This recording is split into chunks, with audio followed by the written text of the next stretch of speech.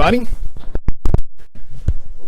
Again, I'm Derrick Pitts, Franklin Institute Chief Astronomer, joining you again on Thursday, April 23rd, for another edition of Night Skies at Home. This is our fourth session of Night Skies at Home, part of the Franklin Institute's Franklin at Home series of programs that we're bringing you during this quarantine period. There's so much great science and science activities to be done at home, and we're helping you engage with science all around your immediate world in various areas and disciplines of science, including astronomy. So tonight's program here, Night Skies at Home, is your astronomy portion of Franklin at Home. And so tonight we'll be taking off to take a look at a number of different items this evening, but the major things that we're going to be doing this evening are your questions. Since this is the fourth version of this, we've already done 3 of these. I thought it would be a good opportunity for us to take a look at your questions about the different things that we have talked about during our program. This program is doable astronomy by anybody, to be done anywhere. No equipment is needed for this. All you need is just your eyes and a clear sky to do this. And it's really great when you can take folks out to do this with you, like the rest of your family, for example, who are all cooped up in the house with you. This is a great activity that you can do outside. It's great for kids who are just learning the sky, and it's especially applicable for center city viewing. You know, as a viewer in an urban area, Philadelphia, New York, Chicago, Los Angeles, you might think that you can't see very much of the sky because of all the city light at night. And that does cause a bit of a problem, but all of the brightest stars and planets of the sky are visible, even if you live in an urban environment where there's lots of light at night. You can still see the brightest stars. That means you can still see the major constellations. So there's still a lot for you to do, even if you're in a center city environment.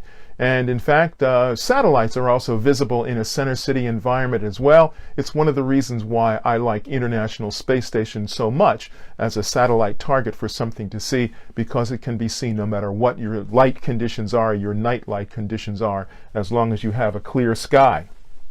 Hopefully, as a result of joining us for a series of programs, you'll become a regular sky watcher. You know, it doesn't really take very much effort for you to get into a routine and get used to observing the sky and becoming really familiar with what's there, being able to easily recognize what's there.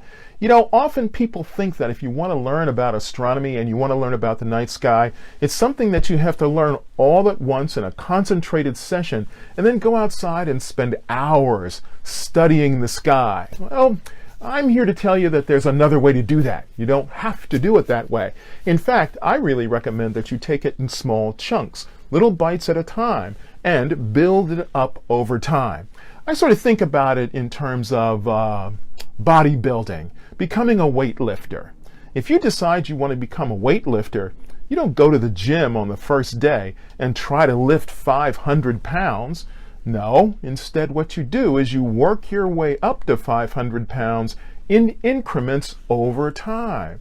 So you might start with 5 pounds and do a number of repetitions of the 5 pounds until that becomes really easy to do. And that's the way I recommend you learn the night sky. Take small chunks at a time and do those small chunks and let that build up into a full repertoire of understanding of the night sky. Okay? So that's a really, really easy way for you to learn the night sky. It works out really, really well, and it allows you to become a regular sky watcher who's really familiar with the sky.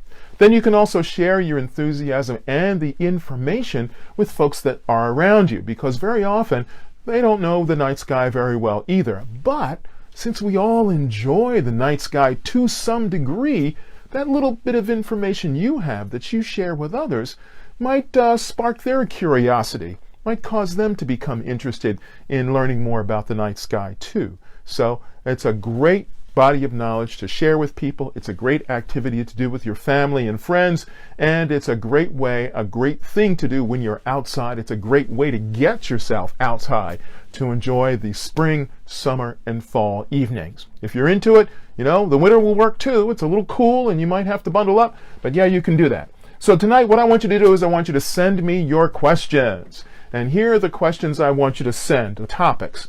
Send me your questions on finding your way around the sky. Send me your questions about planets and about moon phases, how to see these things. Send me your questions about smartphone apps. You know, we have these great smartphones and they carry so much information, and they really are handy if you just want a quick reference for what you're seeing in the sky or when it will be seen or what you saw last week. That's the other cool thing about them. They allow you to do what I call forensic astronomy.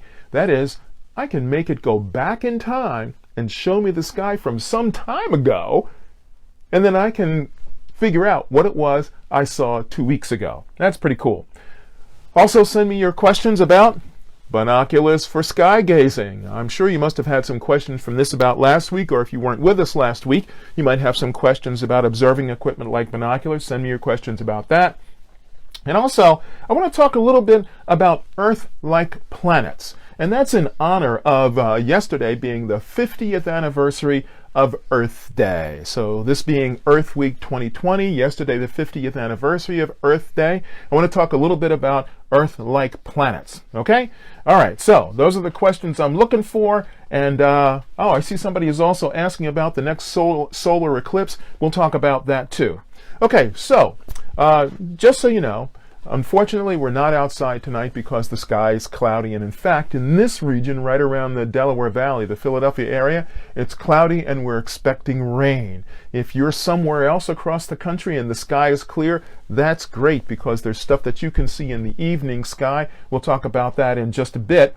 But I just wanted to let you know that next week we're going to pick up an activity that I actually wanted to do this week. And the activity I wanted to do was a You Build It activity.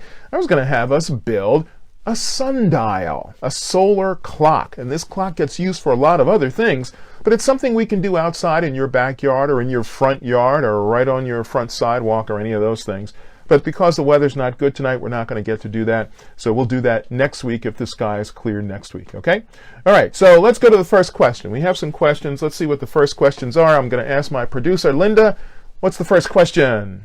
Our first question is from 10-year-old Claire, and she would like to know how to use a planisphere. Ah, what a great question, Claire. How to use a planisphere. Let's first start out with the word planisphere. What is a planisphere anyway? Well, a planisphere actually is a circular map of the night sky that will allow us to figure out what stars are visible on any night and at any time of day. And it looks like this. Here's a planisphere. This is one that comes from a company in the United Kingdom, the Philips Planisphere. And you'll notice that it says on it here that, right over here, it says 42 degrees north latitude. Well, that happens to be the latitude for London, which is where this is produced. But it's not too far off from where we are here in the Philadelphia area. And generally for the Northern Hemisphere, this will work just fine.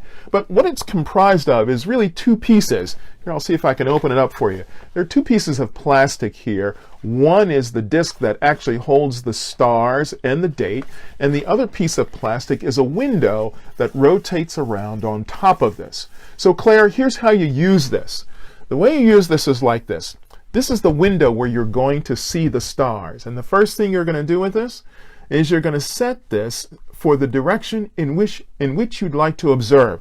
So for example, if you want to look in the southern direction, here's what you're going to do with this guy. What you're going to do with this is you're going to take a look here, and you'll see there's a western horizon and an eastern horizon. And in the middle, right down here, that's going to be the south right there. So you'll see here's the eastern horizon, here's the western horizon, here's south right down here. So you're going to hold this so that your south direction is on the bottom, okay? And then what you're going to do, Claire, is you'll see right out here, there are dates along this lower edge, and then there are times of day right here. So what you're going to do is you're going to rotate one on top of the other until you line up the date you want to observe with the time you'd like to observe. So I'm going to set this for tonight. Okay, here we go. I'm going to set this now for, let's see. Oh yeah, here we are, April, and today is the 23rd. Here's the 23rd, and what time do I want to view? I'm going to view at 8 o'clock in the evening. So I'm going to bring my 8 o'clock in the evening time right around to April 23rd. Here I am. And by setting this way, see, here's my 8 o'clock in the evening next to my date. And then here's the window that shows me what stars are available tonight. Okay, so I can look right in this window and I can see those stars that are there. Okay? All right, so that's how you use this. It works out really well, and this thing is good for any time of day, any day of the year. So hopefully that's helpful, Claire. Okay, next question. What do we have? All right, we have, I'm going to combine two. Yes. When is the constellation Orion visible in Philly? Is it year-round? And what does the term super-Earth mean? Oh, sure. Wow, that's a couple of questions going in some odd directions, but let's do the Orion first.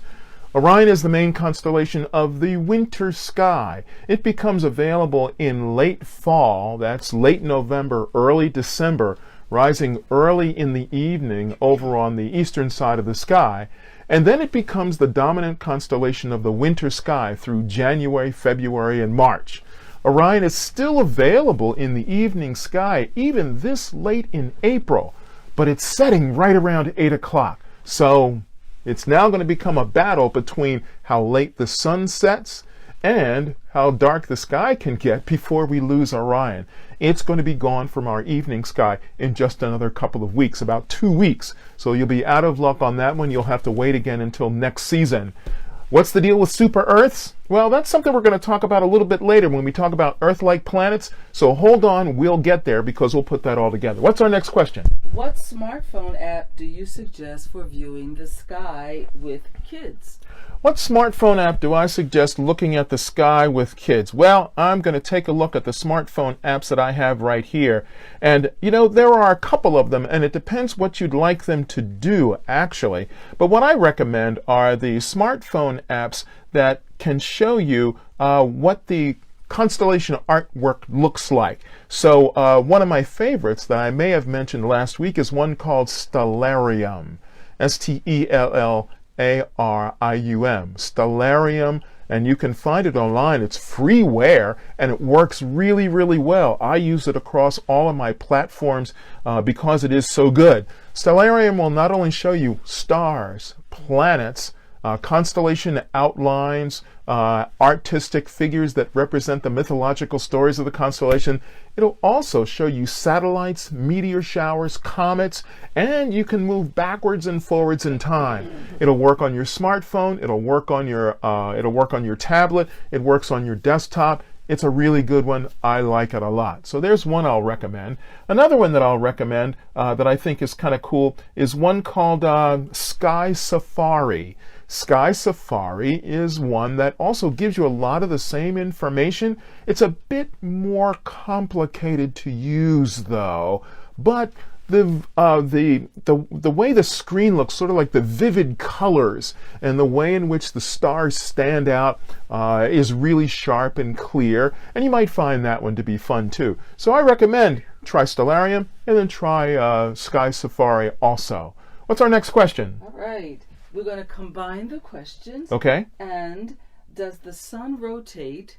And a few people are interested in buying a nice, affordable, yet powerful telescope. Any recommendations? They live in a dense urban area. Ah, I see. Okay, so the first question here is, does the sun rotate? You might think that it doesn't rotate, but guess what? We found out that indeed it does rotate. It really does rotate. And the funny thing about the sun's rotation is that it rotates faster at its equator than it does at its poles. Did you get that? It rotates faster at the equator than it does at the poles. So if we were to draw a line on the sun's face from the North Pole down to the South Pole, as it rotated, what we'd find is that the line would begin to bulge in the direction of rotation at the equator. And if you're wondering how long it takes the sun to rotate, well, the average rotation speed is about 30 days. So the sun rotates on its axis about once every 30 days. Okay? Now, how can you see this? It's difficult. You need special equipment to observe the sun first of all, but it also helps if you have some kind of marker on the sun to show you that the sun is actually rotating. Astronomers use sunspots on the surface of the sun to identify the sun's rotation. Now, since you don't have any really great optical equipment, protection for your eyes to observe the sun directly, you need to find that information someplace. And there are a couple of great places on the web that will give you wonderful images of the sun. So if you look up solar satellites on the web, you'll come across a couple of websites that are NASA websites for NASA satellites that are observing the sun on a regular basis, and they're collecting tremendous information. Now, telescopes. My goodness, that is a huge topic right there. Just a huge topic. And right now, I only have a pair of binoculars right here, and we are going to do telescopes in depth, but that's going to take about a half an hour to do all together. But I'll tell you this one thing. If you're looking for a powerful telescope that's inexpensive and easy to use, there is no such thing. There isn't a powerful telescope that's inexpensive and easy to use. In telescopes, it's very much the way you have to go like, pick two. Is it good? Is it cheap? And does it work well? Well, you can't have all of them. So if you want a telescope that's very powerful and easy to use, it's going to cost you a lot of money. If you want a telescope that's easy to use but reasonable in power, then you might be able to find something for a reasonable price. But there are a lot of little details that you have to take into account to make sure that you're getting a good telescope, because I'll tell you this, there are a lot of telescopes on the market for under $100. I do not know of a telescope under $100 that's any good. I'm sorry for all of my friends at the telescope manufacturers whom I know really well who have telescopes for under $100. I don't know of a good telescope for under $100. I would never recommend a telescope to you that costs less than $100. Are there some alternative things that we can think about in case we don't want to spend more than $100? Sure there are.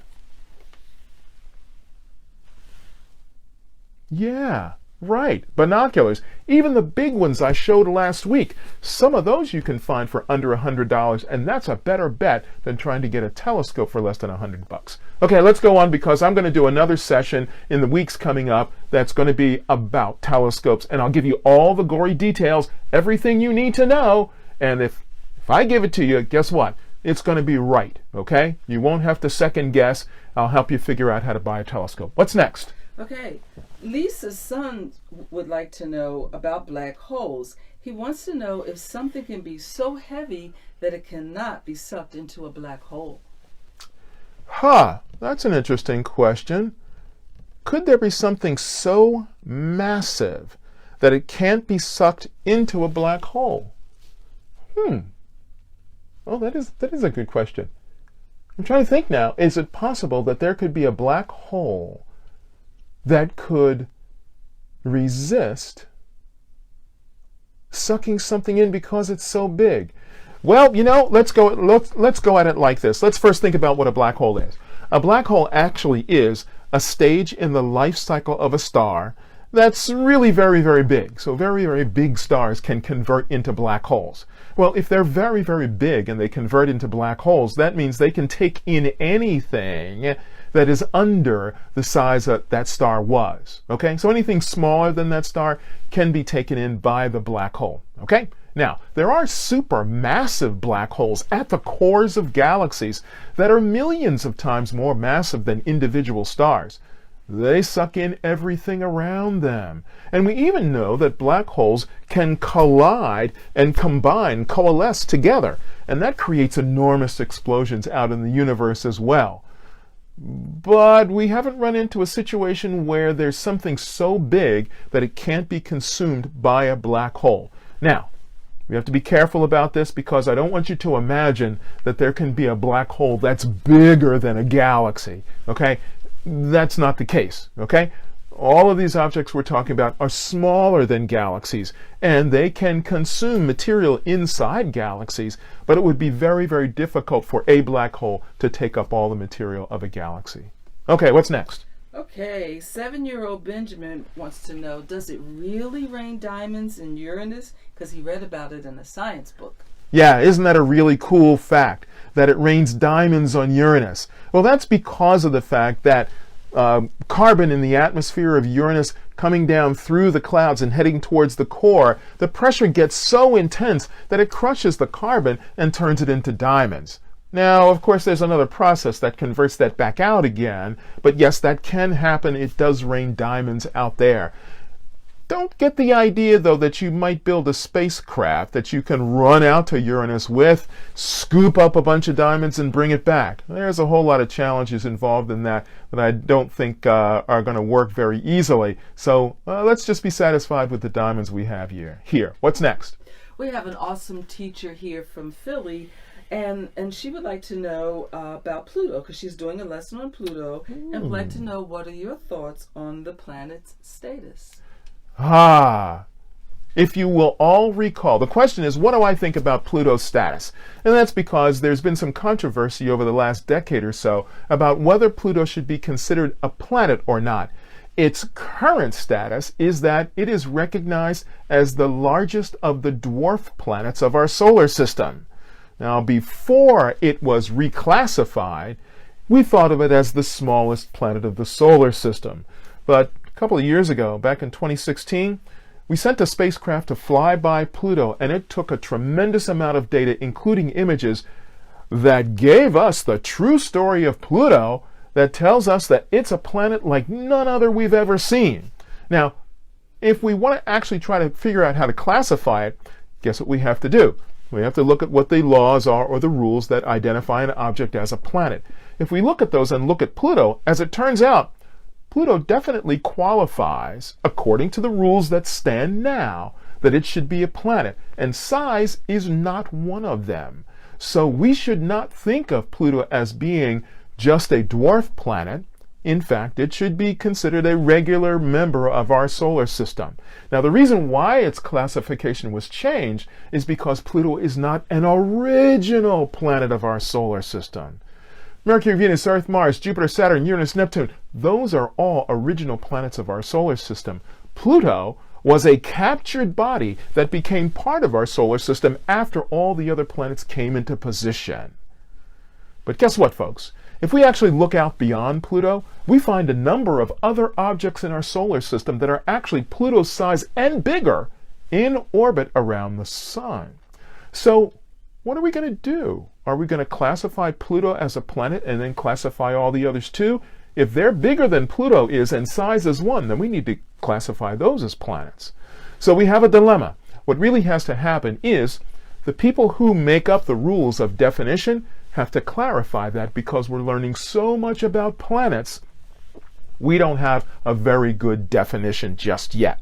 So right now, the official designation is the largest of the dwarf planets of the solar system. At some point in the not too distant future, we'll have to reclassify it, probably because we have a better definition of what planets really are like. The more we learn about planets out in the rest of the galaxy, the more it asks us to come up with a better definition. Okay, what's next? Well, we have two questions. Many of the viewers are looking at a very bright light in the sky, and they want to know, is that Venus? And what does it take for a planet to be considered Earth-like, oxygen to hydrogen ratio? Wow, great. Okay. First of all, let's talk about that bright object that's out in the western sky after sunset. If you guessed Venus, you guessed right.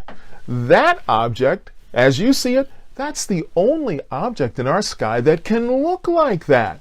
The moon looks much bigger. The other planets look much smaller and dimmer. Even giant Jupiter, the biggest planet of our solar system, which is so much bigger than Venus, well, it can't look as bright as Venus because, first of all, it's so far away. Also, the surface of Venus, or what we see of Venus, is a blanket of clouds that are very, very highly reflective of light from the sun. So when we look at Venus, what we're actually seeing is reflected sunlight reflected off of the clouds. That's what Venus looks like. Please get a good look at it, because no other planet can look like Venus.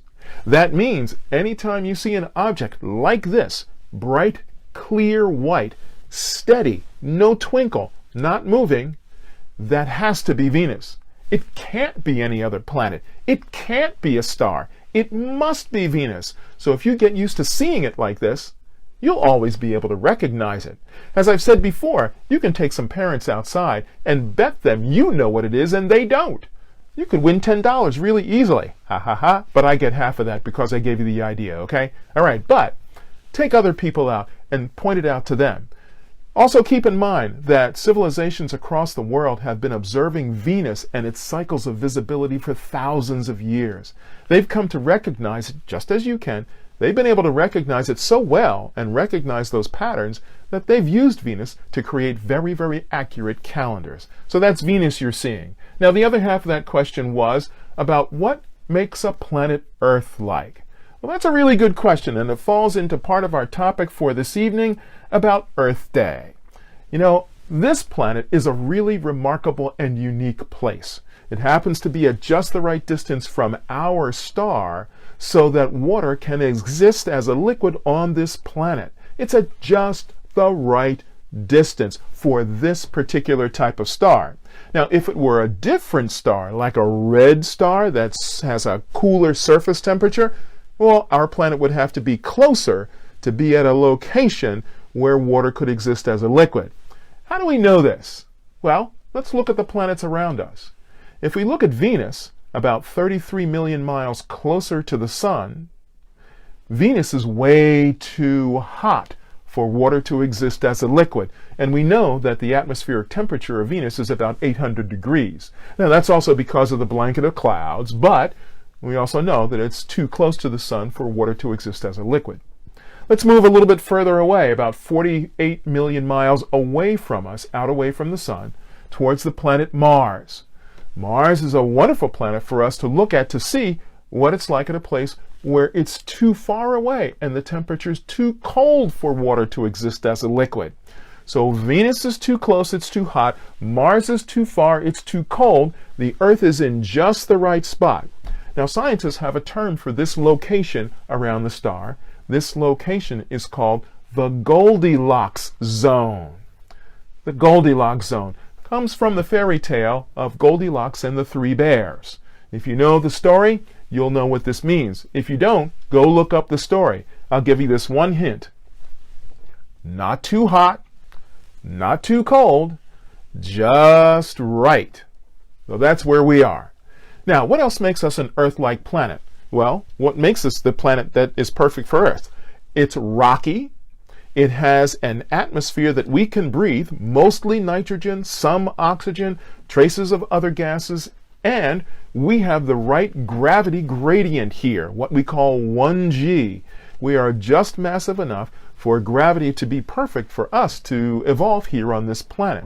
So we've got the right atmosphere, just at the right location, liquid water, perfect atmosphere, and a geologic process that allows the planet itself to evolve in a way that made it possible for us to be established, to evolve here on this planet.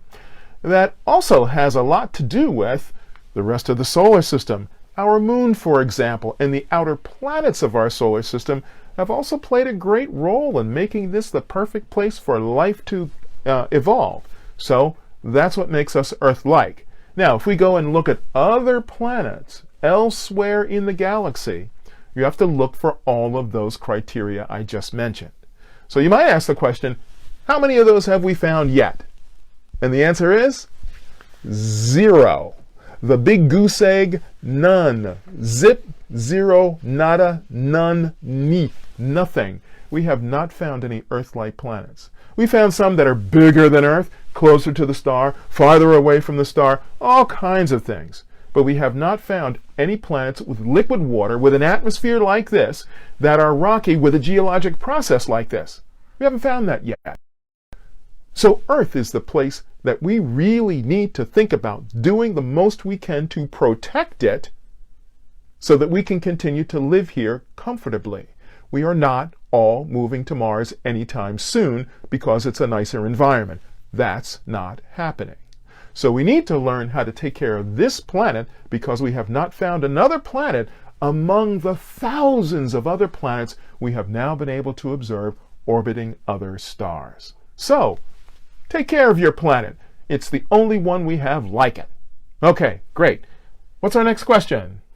How does Hawking radiation work? Oh my gosh. Wow, this is a really deep subject, and here's what I'd like to do with this. Hawking radiation is really connected to black holes, and while I'd like to do a whole thing about Hawking radiation, I think we'd have to do a lot to lift everybody up together. So I'm going to ask if you'll let me do this another time when I actually talk about black holes. And what I'll do is, we need to do this when we can incorporate some images, and beginning next week I'm going to be able to incorporate images into these planet presentations so that you'll be able to see right along with us what something like Hawking radiation is. That's a great question, though. When we get to black holes, we'll pull all that in too. Next. Is there life on other planets? This is one of those questions that always comes around. Is there life on other planets? So far, our scientists and astronomers who have been studying the universe to the greatest extent we possibly can with all the equipment we have found absolutely no other life anywhere else. No signals, no signs, no hints, no possibilities, no fossils, no anything. Now, if we take a look at Mars, what we have been able to find is that we know that Mars at one time in its history was much warmer and much wetter than it is now. In fact, we know that Mars had liquid water oceans. We know that Mars still has water frozen into its soil like permafrost, what we would find here on Earth in frozen polar regions. In fact, there's enough water frozen into the soil of Mars that if we could melt it all out, it would cover the entire planet to a depth of 36 feet. So there's a lot of water. As it turns out, we've also been able to find organic molecules on Mars, the building blocks for life. But we've never been able to find any evidence that there has been any kind of metabolic process in any of the organic chemistry found on Mars. We're still looking. We think there's a possibility that there might be a place where some kind of microbial life might have developed at some point in the past. But we haven't found anything yet. Keep your fingers crossed and stay tuned. Sometime in the next 100 years, we might find something. What's next? Okay, is it possible to create a new planet? New planets are being created all the time. Of course it's possible to create a new planet. Can we create an artificial planet? Well, let's go back and say, first of all, we can't create any new planets here in our own solar system. Our solar system has used up all of the material that would be available to make a new planet. So all the planets that were going to be made around this star, they've already been made. Can we, humans, create a new planet? Let's go at it this way. Imagine the amount of energy and material necessary to produce a planet like Earth. Earth is enormous. Its mass is gigantic. All of the material here had to come from some source, and the energy required to get it to all come together like this is beyond our ability, almost beyond our ability to imagine. We can imagine it because we know that there are other processes out in the universe that are much more energetic than what it might take to make a planet. But it's not possible. It's a wonderful fantasy that we could have, that we could create a planet, but it takes far more energy and materials that we as mere humans can pull together to do. Can we alter another planet to be a place where we could live? Like terraforming Mars? Nah, that's going to take a tremendous amount of energy also. Where would we get the energy? Where would we get the materials we need to do it? How long would it take to convert a planet like Mars over to a place where we could live? Don't think so. Great science fiction, though. What's up next? Okay, viewers would like to know, what is that planet behind you in the picture? Oh, my image here of Saturn. Yes, this is an image. This is a very special image of Saturn. First of all, it's an image taken by Hubble Space Telescope over its 30-year history of looking at the sky. And in this particular image, what was done was to color code it in such a way as to allow astronomers and scientists to recognize different chemical compositions and densities in the gaseous atmosphere of the planet. So that's why it has these really garish colors. These are not the real colors of Saturn at all, but it's been coded this way for scientific analysis. That's what's done often with lots of astronomical or images so that we can see and tell different things about it. By the way, we should celebrate the 30th birthday of Hubble Space Telescope this week. Yes, it's 30 years old. It has spent so much time orbiting the Earth, bringing us all kinds of really tremendous images, and it still is working very, very well. We estimate that it probably has another 8 to 10 years of life before its mechanical components begin to break down to the point where we can't repair them. But it has brought us so many tremendous images of the universe. It's completely changed how we see the universe, and it's taught us that the universe is really beautiful just to look at. If you go to hubblesite.org, HUBBLESITE.org, you can look at the millions of images it has taken. What's up next? We're going to put a couple of them together. 5-year-old George wants to know, compared to Earth, how big is the average star? And multiple people are interested in locating the North Star and want to know if Pluto was captured. Wow. Okay, so let's do the back end first. Yes, Pluto was captured.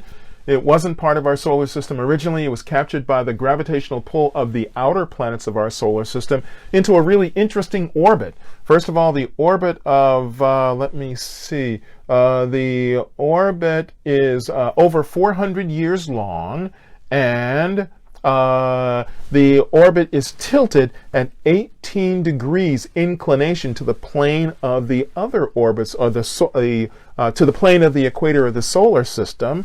So that's the thing about it.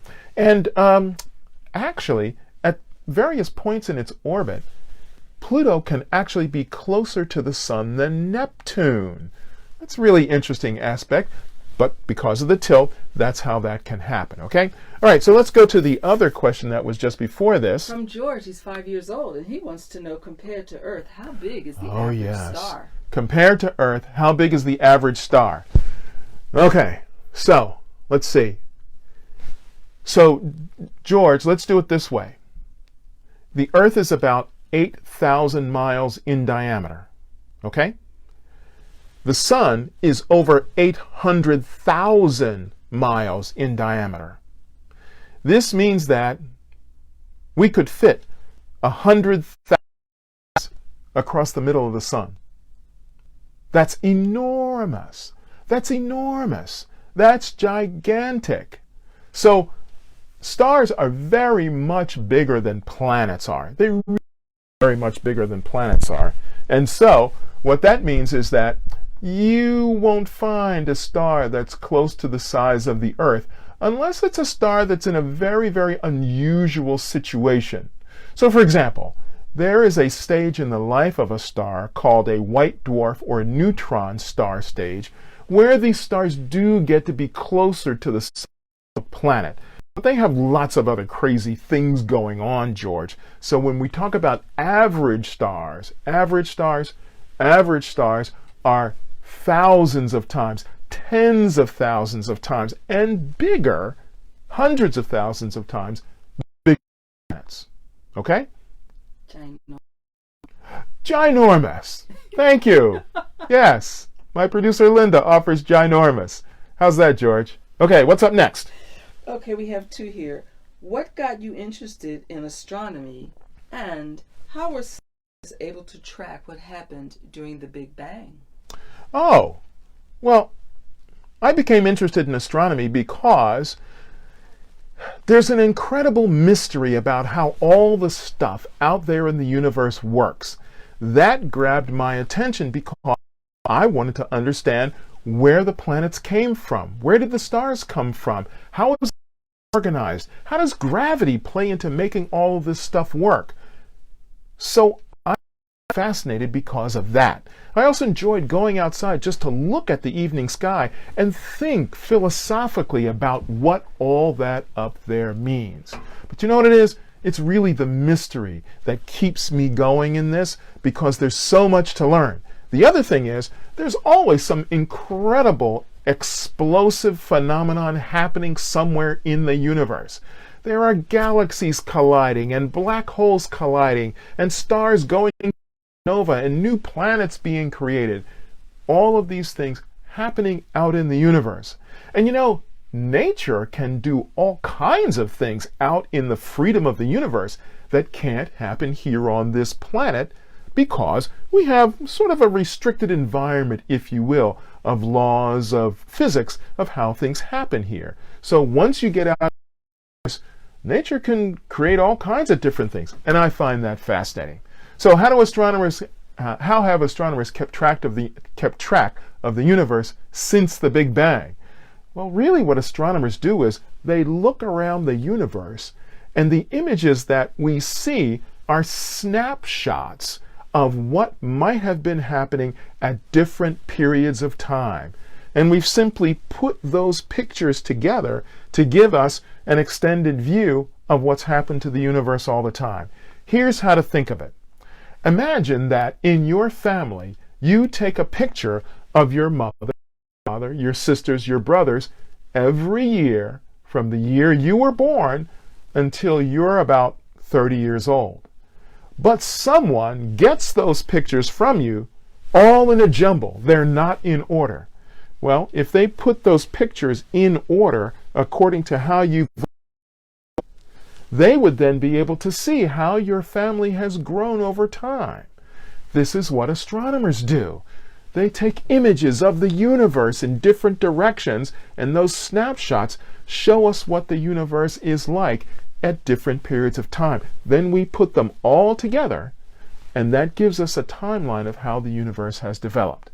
That's the simplest way to explain it. There are lots of other clues that we use and lots of other evidence, but that's a simple way to get a good idea of how it goes.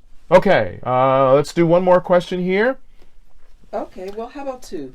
Do you have a favorite planet besides Earth, and is the moon larger than Alaska? Let me see. The moon is about a quarter the size of Earth. So yes, it's bigger than Alaska. And what's my favorite planet? I think Mars is my favorite planet. The others are beautiful. Jupiter, Saturn, I'd love to go fly by them. I'd like to do Mars because I want to go down to the surface of Mars and walk around. Why? Because I want to look at the geology up close. It's much like Earth, and there are so many possibilities for locations on Mars where life could have developed. I'd like to go investigate those in person. I think my wife would like to send me there permanently, but we won't get into that. But I'd love to go to Mars, and I'd like to take a bunch of people with me so we can go walk around on the surface. Now, we're coming around to 8:30, and before we get out of here, just a couple of things we need to pick up on for things you need to be aware of that are happening in the sky this coming week. Now, we already mentioned that Venus is in the evening sky, easy to see, bright, white, clear, you can't miss it. Don't forget, if you get used to seeing what Venus looks like, you'll never mistake it for anything else ever again. Now, around in the morning sky, we still have those bright Jupiter, Saturn, and Mars. At around 5:30 in the morning, over on the eastern side of the sky, you can still see them in somewhat of a line, but Mars is beginning to take off from the other two as it makes its way in orbit around the Sun. Well, this reminds me now that here's something else you need to keep in mind, and that is that, as it turns out right now, things are changing in terms of timing in the morning sky. So right now, sunrises are coming earlier and earlier. Sunrise is now at about 6:08 a.m. That's for tomorrow morning, and it rises about 2 minutes and 23 seconds earlier every day for a little while now. It's going to be doing that as we head toward the first day of summer. So we gain 2 minutes and 23 seconds of daylight per day as we're moving forward now. Sunset comes at 7:48 p.m. That's around the Philadelphia area. So we're beginning to lose a few minutes of evening observing time as we gain more minutes of daylight time. But again, Venus in the evening, and the planets in the morning at 5:30. So that's great to look for. Okay, so now the other thing that you need to be aware of is space station. Space station is coming back to us, and it starts Saturday, just a couple of days from now, Saturday morning, April 25th at 5:30 a.m. Space Station, International Space Station, will be visible for 6 minutes. Now, Space Station looks like a bright dot, not quite as bright as Venus, but it moves across the sky at a steady pace. It travels at 17,500 miles per hour. It's at an altitude of about 250 miles above the surface of the Earth, and we'll be able to see it Saturday morning for 6 minutes from 5:30 to about 5:36. Now, it's going to be headed from the southwest sky over to the northeast sky, but it's going to pass right over Jupiter. So if you're up early on Saturday morning, not only can you catch the bright planets, but you'll also be able to see International Space Station 2 as it flies by. Now, if Saturday's not good for you, guess what? Over the next week, there are bright passes of International Space Station every morning. If you want to get the times and you want to know where to look, I recommend you go to one of the websites that I've been mentioning, heavensabove.com, or you can try Spot the Station at nasa.gov. Either one of the information you need. That's heavens-above.com or Spot the Station at nasa.gov. That will give you the information you need to know. So there's plenty of stuff you can still see in the evening sky. The main constellation that you can see right now at 9 p.m. high in the evening sky is Leo the Lion. So grab a star map someplace, grab an astronomy app somewhere, and look up Leo the Lion, figure out where it is so you can see it in the sky. As it turns out, one of its stars, Algeba, look that star up. That particular star that you can see without any problem at all happens to be one of the closest stars to us that actually has a planet in orbit around it. So if you're interested in exoplanets, planets orbiting other stars, and a star that you can see where there is one, there's one in Leo the Lion you can see at the star Algeba. One more I'll mention is Pollux in the constellation Gemini, a little bit further to the west. That's also a planet that has that's also a star that has a planet in orbit. So there's plenty for you to do outside. Make sure you get out and enjoy the evening sky. It's a great way to get out of the house. The weather's starting to get warmer. Don't forget to take your family out with you. I want to thank you for joining us tonight. We had a wonderful time with all your fabulous questions. We want to also remind you that if you're going to be outside showing people the sky, don't forget to keep your social distance. You need to keep that going just so we can manage to get through the coronavirus right now. Thank you for all your fabulous questions. Next week, we're going to try to do the You Build It, and I think I'll also have a guest with us next week as well. So join us for that. We'll talk about the other ISS flyovers that are coming along too. In the meantime, if you have an opportunity, thank all workers, the first responders, the healthcare folks, the mail carriers, the EM. Everybody that's helping us get through this period. They deserve a little thanks. So give them a shout out if you can. They really do deserve it. Thanks a lot for joining us. Don't forget, Franklin at Home, plenty of other science activities that you can participate in. If you have more questions for me, you can find me at the Franklin Institute without any problem at all. And you can hit me up on Twitter at Cool Astronomer. That's me. You'll find me on Twitter there. Thanks a lot for joining us. We'll see you again next week. Happy sky observing.